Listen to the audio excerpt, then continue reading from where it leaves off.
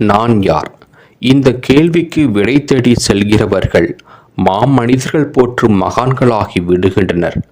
நான் யார் தெரியுமா என்று முண்டாசு தட்டி மீசையை முறுக்கி காட்டுகிறவர்களையே சமூகத்தில் பார்த்து பார்த்து புளித்து போய்விட்ட மனிதர்களுக்கு மாமணிகள் போற்றிய விருதுநகர் திருச்சுழி வேங்கடரமணன், அதாவது பிற்காலத்தில் ரமண மகரிஷியாக அறியப்பட்டவர் பற்றி சிறு குறிப்புகளை இந்த காணொளியில் காணலாம். வேங்கடரமணன் விருதுநகர் மாவட்டம் திருச்சுழியில் 1879 ஆண்டு டிசம்பர் 30 நாள் சுந்தரம் ஐயர், அழகம்மாள் ஆகியோருக்கு மகனாக பிறந்தார். இவருக்கு நாகசுவாமி என்கிற மூத்த சகோதரர் உண்டு. இவரது இயற்பெயர் வேங்கடரமணன் ஆகும். இவர் மதுரையில் ஸ்காட் நடுநிலைப் பள்ளியில் கல்வி பயின்றார். ஒருமுறை உறவுமுறை பெரியவர் ஒருவர் திருவண்ணாமலையில் இருந்து வந்திருக்க அவர் வாயிலாக திருவண்ணாமலை பற்றிய ஆவல் அதிகரித்தது.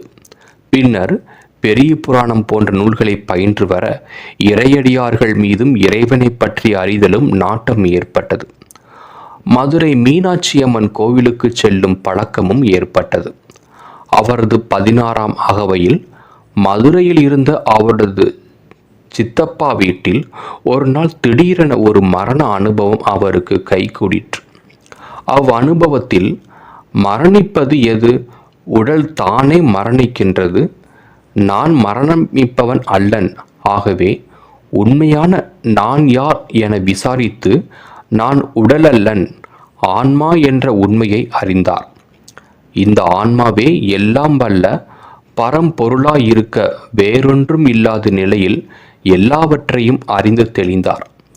இவ்வாறு ஆன்மீக தெளிவு பெற்ற பின் தன் சுற்றமெல்லாம் துறந்துவிட்டு ரயில் ஏறி 1896 ஆண்டு செப்டம்பர் 1 அன்று திருவண்ணாமலையை வந்தடைந்தார்.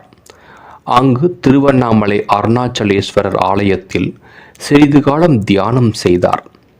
பின்னர் அங்கிருந்த பாதாள லிங்கத்தின் அருகில் சென்று தியானம் அமர்ந்தார். அங்கு சிறு பிள்ளைகளின் விஷம செய்கையிலிருந்து சேஷாத்ரி சுவாமிகள் அன்பர்களின் மூலம் காத்தார். பின்னர் விருப்பாஷி குகை, கந்தாசிரமம், மாமர குகை, குருமூர்த்தம் என பல இடங்களில் வாசம் செய்து இறுதியில் திருவண்ணாமலை அடிவாரத்தில் தங்கினார். அங்கேயே ரமணாசிரமம் உருவானது. இவரது சீடர்களில் ஒருவரான காவிய கண்ட கணபதி முனி என்ற சமஸ்கிருத பண்டிதர் ஒருவராலேயே இவருக்கு ரமண மகரிஷி என பெயர் சூட்டப்பட்டது. அதுவரை அவரை பிராமண சுவாமி என்றே அழைத்தனர்.